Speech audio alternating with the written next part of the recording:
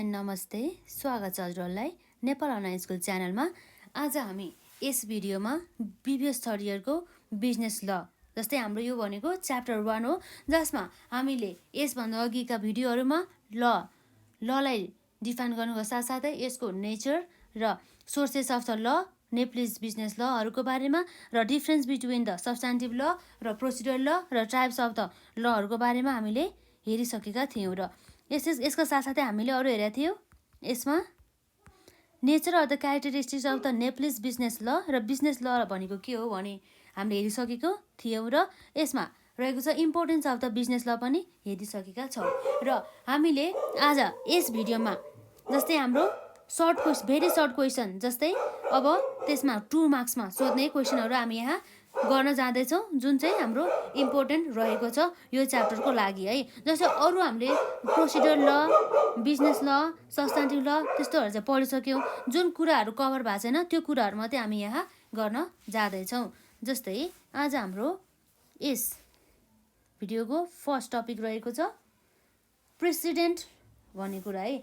What is president भन्ने question सोध्न सक्छ हामीलाई एक्जाममा है। क्वेसन नम्बर 1 मा छ वाट इज प्रेसिडेन्ट। के छ हाम्रो यसमा वाट इज प्रेसिडेन्ट।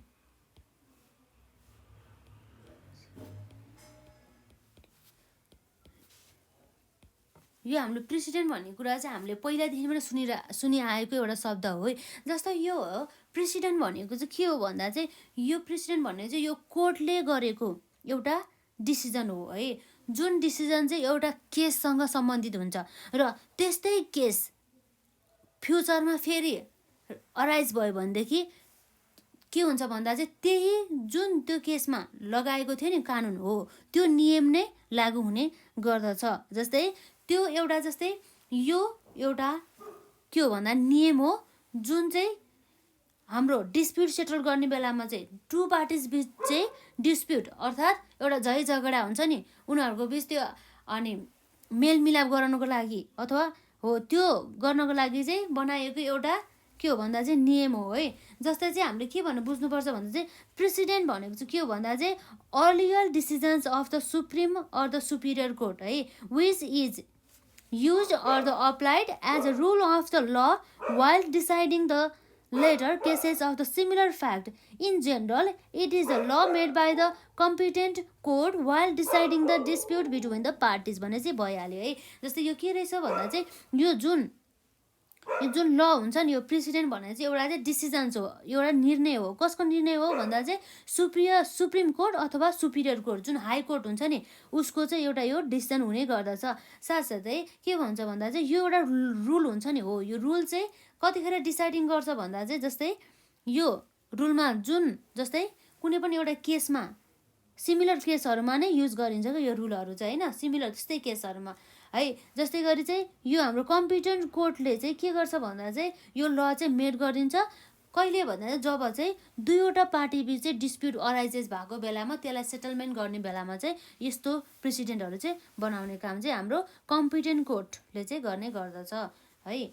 यसरी रहेछ हाम्रो प्रेसिडेन्टको बारेमा। यहाँ हामी लेखौँ यसमा के रहेछ त हाम्रो प्रेसिडेन्ट भन्ने भन्दा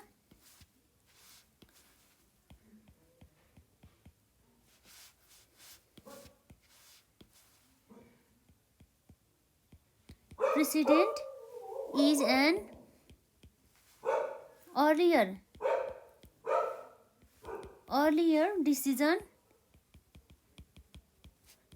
decisions of a supreme or superior court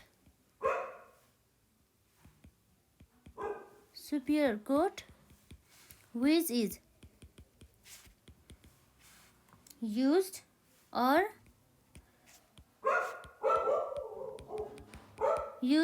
applied as a rule while deciding the later cases of similar facts. In general, it is the ल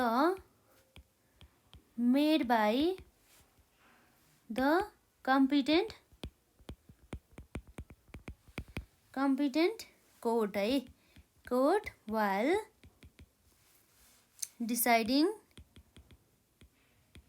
deciding the dispute between the parties. र यसरी हाम्रो question number 1 पनि सक्यो। यो हाम्रो short क्वेसनमा generally हाम्रो 2 मार्क्समा सोध्ने गर्दछ है। र यसरी हामीले सब्स्टान्टिभ ल र प्रोसिड्युरल ल बीच भिन्नता पनि हामीले यसअघिको भिडियोमा हामीले पढिसक्यौँ।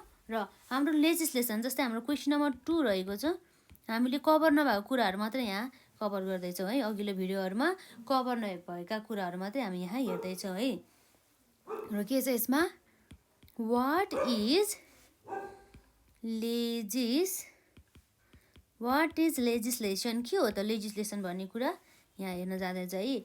जस्तै के हुन्छ भन्दा चाहिँ लेजिस्लेसन भनेर चाहिँ एउटा चाहिँ लिखित रूपमा बनाएको कानुन, जस्तै रुल्स हुन्छ नि, नियमहरू, जस्तो कसले भन्दा चाहिँ सुप्रिम अथवा सबअर्डिनेटेड लेजिस्लेटिभ बडीले चाहिँ बनाएको एउटा नियम अथवा कानुन हो, जुन चाहिँ हाम्रो रिटर्न फर्म अर्थात् लिखित रूपमा रहेको हुन्छ।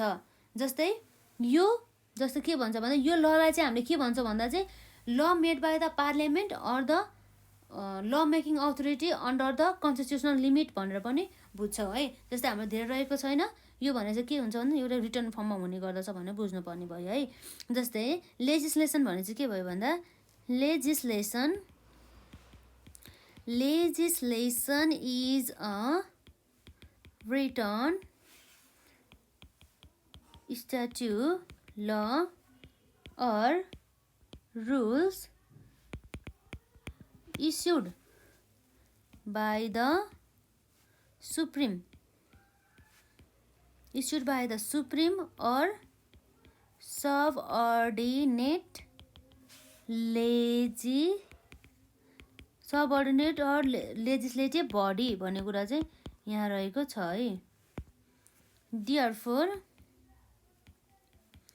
Therefore it is the law made by then parliament भनेर बुझ्छ है। पार्लियामेन्ट और ल मेकिङ अथोरिटिज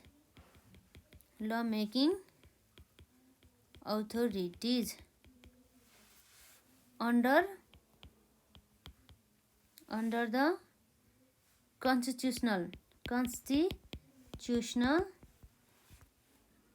limits। र यसरी रह्यो हाम्रो लेजिस्लेसनको बारेमा। र अर्को रहेको छ जस्तै कतिखेर चाहिँ अब when custom becomes a binding sources of the law भने चाहिँ कुनै पनि एउटा कस्टम हुन्छ नि हो, त्यो कस्टम चाहिँ कतिखेर चाहिँ अनि भनौँ न बाइन्डिङ हुन्छ के, बाइन्डिङ सोर्सेस अफ द ल कतिखेर हुन्छ भन्ने कुरा चाहिँ हामी यहाँ हेर्न जाँदैछौँ है।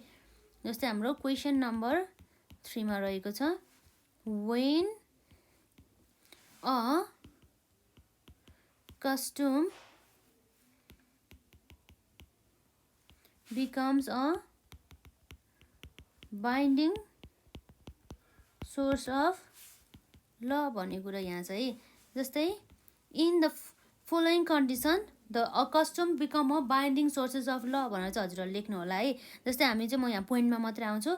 जस्तै हाम्रो कतिखेर भन्दा जतिखेर एन्टिक्विटी एउटा भयो, र अर्को कन्डिसन भनेको कन्टिन्युटी छ भनेदेखि है, र अर्को भयो युनिफर्मिटी, यदि चाहिँ समानता छ भनेदेखि है, युनिफर्मिटी, र अर्को छ रिजनेबलनेस, जब चाहिँ भ्यालुनेस अथवा रिजनेबलनेस हुन्छ नि है, त्यतिखेर चाहिँ है। यति लेख्यो भने हाम्रो 2 मार्क्समा 2 नै आउने गर्दछ है। यो भयो है हाम्रो when a custom becomes a binding sources of the लमा। एउटा छ एन्टिक्विटी, र अर्को छ कन्टिन्युटी, र अर्को छ युनिफर्मिटी, र लास्टमा चाहिँ हाम्रो रिजनेबलनेस भन्ने कुरा है। र यसरी हाम्रो क्वेसन नम्बर 4 मा है यो सबै हाम्रो सर्ट क्वेसनमा सोध्ने है। जस्तै चाहिँ वाट इज कस्टम, कस्टम भनेको के हो त भन्ने कुरा हामी हेर्न जान्छ है। वाट इज कस्टम, के रहेछ त हाम्रो कस्टम भन्ने कुरा। जस्तै कस्टममा छ, यसमा कस्टम भनेको चाहिँ एउटा कम्युनिटीले चाहिँ फलो गर्ने एउटा व्यवहार अथवा एउटा बिहेभियर भन्ने बुझ्छ नि है। एउटा ओल्ड फियरमा चाहिँ कुनै पनि कम्युनिटीले अर्थात् एउटा ancient period of a time भन्छ नि, भनेर मतलब जस्तै हाम्रो चाहिँ पुर्खाहरूले चाहिँ कुनै पनि एउटा बिहेभियर अथवा एउटा संस्कारहरू हुन्छ नि हो तिनीहरूलाई फलो गरिरहेको हुन्छ नि हो, त्यस्तो संस्कारहरूलाई नै हामी कस्टम भनेर चाहिँ मान्छौँ के।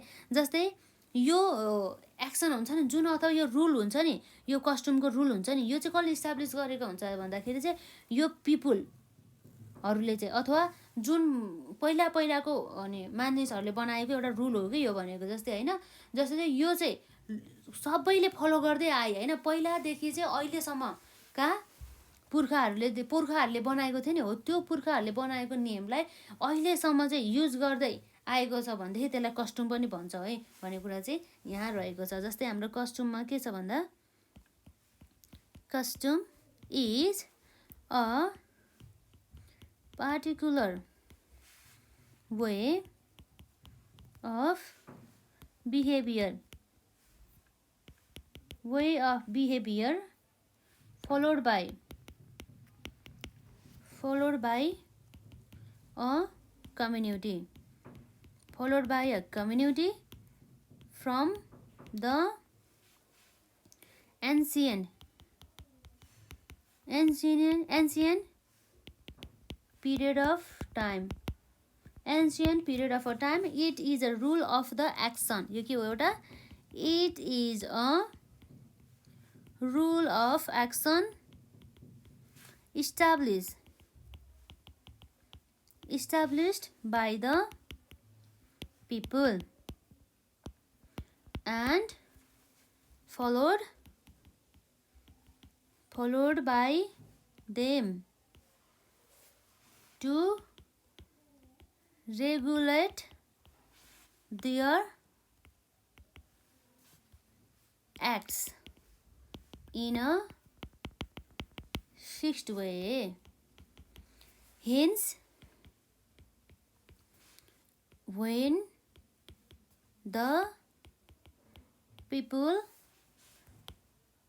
follow a way of behavior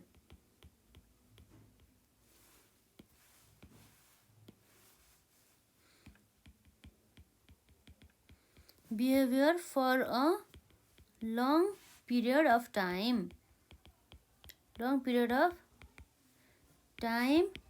it amounts a lot to that matter which is called custom. जसलाई हामी के भन्छौँ, कस्टम भनेर भन्छौँ है, which is called custom. यसरी रहे हाम्रो कस्टमको पनि डेफिनेसन। र यसै गरी अर्को हाम्रो सर्ट क्वेसनमा आउन सक्ने सम्भावित क्वेसन रहेको छ यो बिजनेस लसँग रिलेटेड च्याप्टरमा। क्वेसन नम्बर 5 मा है। जस्तै 5 मा रहेको छ जस्तै सिभिल ल र क्रिमिनल ल बीच भिन्नता। एउटा के छ, सिभिल ल र एन्ड क्रिमिनल ल बीच भिन्नता है। भनेपछि हाम्रो बिजनेस ल पनि एउटा क्रिमिनल लको एउटा के हो भन्दा चाहिँ ब्रान्च हो है भन्ने कुरा चाहिँ हामीलाई थाहा नै छ। क्रिमिनल लमा है। र अर्को रहेछ के छ हाम्रो, यता लेखौँ हामी सिभिल लको बारेमा। हाम्रो जम्मा 2 मार्क्स मात्रै सोध्छ, त्यही भएर हामी 2वटा मात्रै डिफ्रेन्स लेख्दैछौँ है यहाँ है। यदि 2 मार्क्समा सोध्यो भने है क्रिमिनल ल है, सिभिल ल एउटा छ, अर्को छ क्रिमिनल ल। र नम्बर आईमा छ हाम्रो, यसमा के छ भन्दा चाहिँ सिभिल ल भन्ने चाहिँ के छ भन्दा चाहिँ restoration of the right or the payment of the compensation is the main concern of the law. भने चाहिँ यो लको चाहिँ मेन कन्सर्न चाहिँ के हुन्छ भन्दा चाहिँ राइट अथवा पेमेन्ट हुन्छ नि, right or the payment of the compensation भने चाहिँ कम्पेन्सेसन दिने र आफ्नो अधिकारहरू चाहिँ त्यसलाई चाहिँ सुनिश्चित गर्ने कुराहरूमा चाहिँ हाम्रो सिभिल ल चाहिँ कन्सर्न रहेको हुने गर्दछ, कन्सन्ट्रेट रहेको हुन्छ। र क्रिमिनल ल चाहिँ के गरेको हुन्छ भने कसैलाई चाहिँ यदि चाहिँ क्रिमिनल अनि एक्टिभिटिज गऱ्यो भनेदेखि उनीहरूलाई पनिसमेन्ट गर्ने र उनीहरूलाई इम्प्रिजनमेन्ट गर्ने कुराहरूमा चाहिँ उनीहरू चाहिँ के भन्छ फोकस गरिरहेको हुन्छ। जस्तै पनिसमेन्ट भनेको उनीहरूलाई दण्डित भइहाल्यो, दण्ड दिने भन्ने बुझिन्छ, र इम्प्रिजनमेन्ट भन्ने चाहिँ उनीहरूलाई जेल सजाय दिने भन्ने कुरा रहेको छ। र के रहेको छ हाम्रो जस्तै civil Lama restoration of a right or payment of compensation. Payment of compensation is the main concern of the law भन्ने कुरा यहाँ रहेको छ। र अर्को हाम्रो क्रिमिनल लसँग चाहिँ के रिलेटेड छ भनेदेखि यसमा हाम्रो रिलेटेड भनेको पनिसमेन्ट, कसैलाई सजाय दिने हुन्छ नि, पनिसमेन्ट है, punishment or imprisonment is the main consequence of criminal ल भन्ने कुरा चाहिँ यहाँ रहेको छ है। र एउटा भयो हाम्रो डिफ्रेन्स। र अर्को सेकेन्डमा छ हाम्रो यसमा सिभिल लमा भनेदेखि के गर्छ भन्दाखेरि चाहिँ यो civil law cases can be compromised by the parties of the dispute भने चाहिँ जुन पार्टिज हो नि, जुन डिस्प्युटको पार्टिज हो नि हो त्यो चाहिँ के गर्न मिल्छ भन्दा चाहिँ कम्प्रोमाइज गर्न मिल्छ। तर यो क्रिमिनल लको केसमा चाहिँ यो compromised by the dispute party चाहिँ गर्न पाउँदैन कसैले पनि। चाहिँ यसरी हुन्छ नि, उसले क्रिमिनल गरेपछि उसले सजाय भोग्नै पर्ने हुन्छ कि यसमा चाहिँ भन्ने कुरा चाहिँ यही नै यसमा नै गरिन्छ, यो पोइन्टमा नै यसमा रहेको छ। Civil cases can be compromised है, यसमा के रहेको छ, can be compromised by the parties of disputes। र यता रहेको छ हाम्रो क्रिमिनल लमा जसमा चाहिँ कम्प्रोमाइज गर्न पाउँदैन, जुन डिस्प्युट पार्टीले चाहिँ त्यसलाई चाहिँ कम्प्रोमाइज गर्न पाउँदैन भन्ने कुरा चाहिँ यहाँ गरिएको छ है, अथवा माफी दिन पाइँदैन भन्नुको जस्तै बुझिन्छ यसलाई है। क्रिमिनल अब कसैले चाहिँ अब कसैलाई मार्यो अरे होइन, यो चाहिँ क्रिमिनल लसँग रिलेटेड भयो नि। अब कसैले यदि मार्दैछ भनेदेखि त्यस्तो लहरू चाहिँ उसलाई चाहिँ भनौँ न माफी दिन चाहिँ मिल्दैन भन्ने कुरा चाहिँ गरेको हो यो यिनी पोइन्टहरूले चाहिँ। Criminal cases generally cannot be compromised by the parties of dispute भन्ने कुरा चाहिँ यहाँ गरिएको छ है। यसरी रह्यो हाम्रो सर्ट क्वेसनमा सोध्यो भने हामीले यति लेख्दा पनि हुन्छ यो क्रिमिनल ल र सिभिल ल बीच भिन्नतामा है। र यसै गरी हाम्रो अर्को क्वेसन नम्बर 5 पछि अब एउटा हाम्रो लङ क्वेसनमा सोध्न सकिने भनेको कस्तो भन्दा चाहिँ अब बिजनेस ल र अदर ल बीच चाहिँ कस्तो टाइपको भिन्नता रहेको छ भन्ने कुरा चाहिँ हामी यहाँ पढ्न जाँदैछौँ है। यसमा हामी हेर्छौँ के छ हाम्रो डिफरेन्स बिट्विन द के रहेको छ हाम्रो यसमा difference between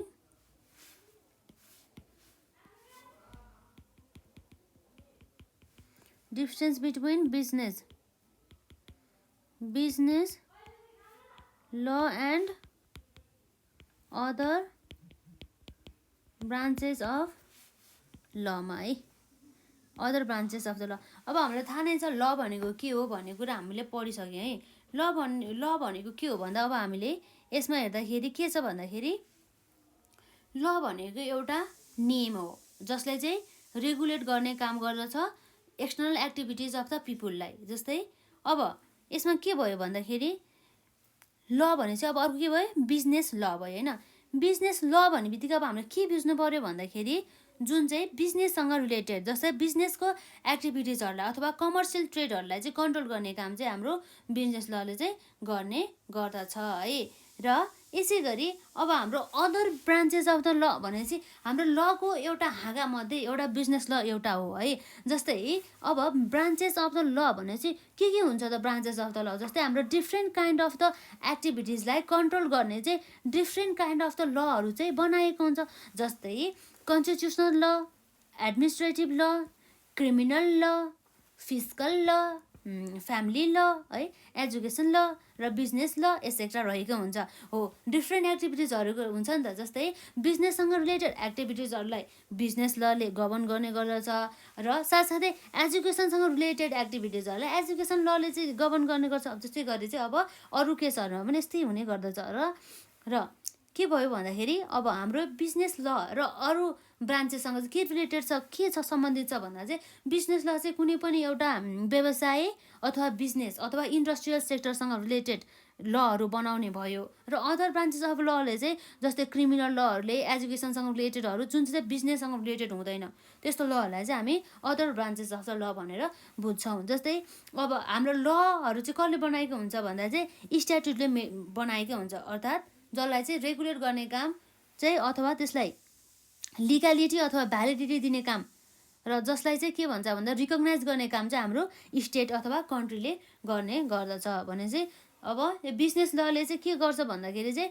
एउटा कन्ट्रीको चाहिँ लिगल सिस्टमलाई चाहिँ एउटा लिगल सिस्टम हुन्छ नि हो, त्यो कन्ट्रीको चाहिँ लिगल सिस्टमलाई चाहिँ यसले चाहिँ हेल्प गर्ने काम गर्दछ, जसलाई चाहिँ हामीले चाहिँ कन्ट्रीको चाहिँ एउटा लिगल सिस्टम मध्ये चाहिँ एउटा बिजनेस ल पनि हो भनेर हामीले मान्न सक्छौँ है। त्यसै गरी अब रहेको छ अब जस्तै प्राइभेट लहरू अथवा बिजनेस लहरू हुन्छन्, जुन चाहिँ बिजनेस लहरू जसले भोइलेट गर्छ नि त्यसलाई चाहिँ हामीले के गर्नुपर्छ भन्दा पनिसमेन्ट गर्छौँ, त्यो ल अनुसार नै हामी त्यसलाई पनिसमेन्ट गर्छौँ हो। त्यस्तै भन्ने कुरा चाहिँ यहाँ गर्दछ है। र हाम्रो यहाँ लेखेको छ, अब यहाँ हेर्नु है, यसमा के भनेको छ भन्दा the law has been use as an important instrument to regulate the activities of the human beings in each के हो भन्दा चाहिँ The law has been used as an important instrument to regulate the activities of the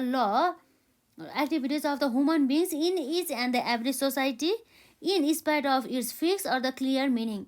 It has been enforced by the state to create a peaceful society by maintaining the law and the order situation to provide the justice to the people.